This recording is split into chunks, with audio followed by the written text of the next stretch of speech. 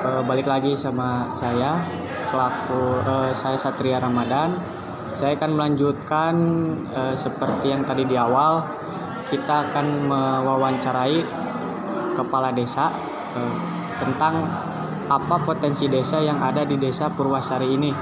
Nah, di samping saya sekarang ada Bapak Supria. Pak, apa kabar? Baik. Maaf Pak mengganggu. Saya dari Universitas Kuningan dalam rangka pemberdayaan masyarakat. Boleh meninjau Pak tentang apa potensi desa yang dimiliki Desa Purwasari. Demikian Pak. Maksudnya seperti ini Pak, potensi desa itu entah desa ini akan menjadi desa wisata, desa produksi, atau desa pengembangan atau sebagai desa percontohan Pak. Bisa.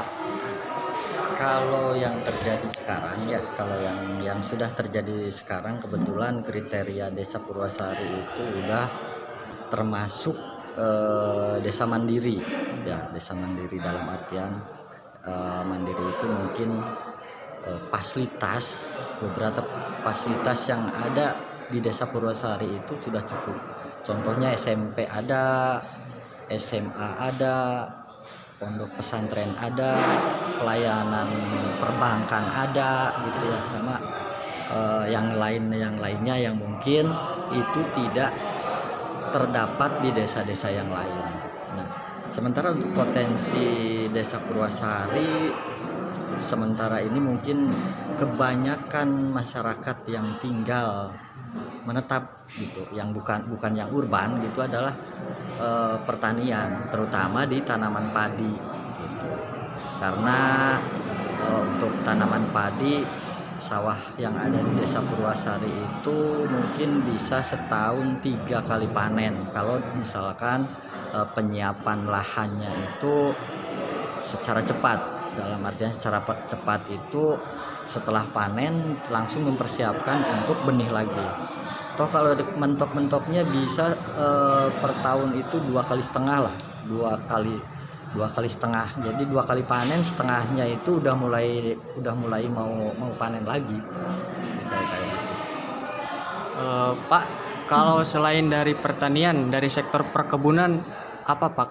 Kalau dari perkebunan misal? Kebetulan untuk perkebunan, karena perkebunan di Purwasari itu terletak di daerah selatan, fokusnya ke selatan Desa Purwasari, itu biasanya pohon-pohon yang terdapat di area kebun di Purwasari itu terutama di Dusun Sampora ya. Dusun Sampora itu emang wilayahnya itu banyak perkebunannya. Untuk hasil kebunnya yang banyak itu hasil dari panen melinjo, pete, jengkol gitu toh untuk hasil kebunnya. Dan juga mungkin kayu buat bahan-bahan kayu seperti pohon mahoni, albasia, seperti itu. Kalau dari perkebunan, hasil dari kebun itu langsung dijual atau kembali diproduksi, diolah lalu dijual Pak, atau dijual secara mentah atau diproduksi dulu baru dijual Pak? Kebetulan untuk daerah selatan, terutama di Dusun Sampora ya, khusus untuk hasil dari melinjo itu ada UMKM yang bergerak itu untuk pengolahan dari melinjo itu diolah menjadi emping melinjo. Itu kalau pete jengkol biasanya dijual mentah udah langsung dijual ke pengepul, nggak dijual langsung ke konsumen. Mungkin ada juga yang dijual ke konsumen tetapi itu terbatas jumlahnya. Mungkin sekian ya dari wawancara kali ini sebagai potensi desa ya Pak ya, dari Desa Purwasari ini sendiri yang mengutamakan itu adalah dari sektor pertanian. Betul Pak, dari sektor pertanian, dan yang paling diunggulkan mungkin Pak. Ya, untuk sementara ini yang paling diunggulkan yaitu dari tanaman padi, karena kan satu panen sawahnya itu bukan tanda hujan karena pengairannya udah bagus gitu, jadi bisa panen 3 kali. Mungkin informasinya sekian, kurang lebihnya mohon maaf. Pak, terima kasih ya. Sama-sama. Telah membantu. Mohon maaf saya kalau ada salah.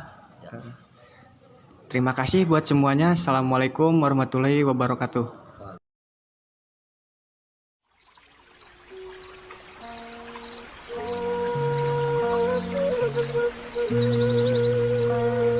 Potensi desa di Purwasari memang lebih banyak di bidang pertanian, dan salah satu yang dibutuhkan oleh petani adalah adanya teknologi tepat guna yang dapat memudahkan petani dalam mengolah lahan pertanian.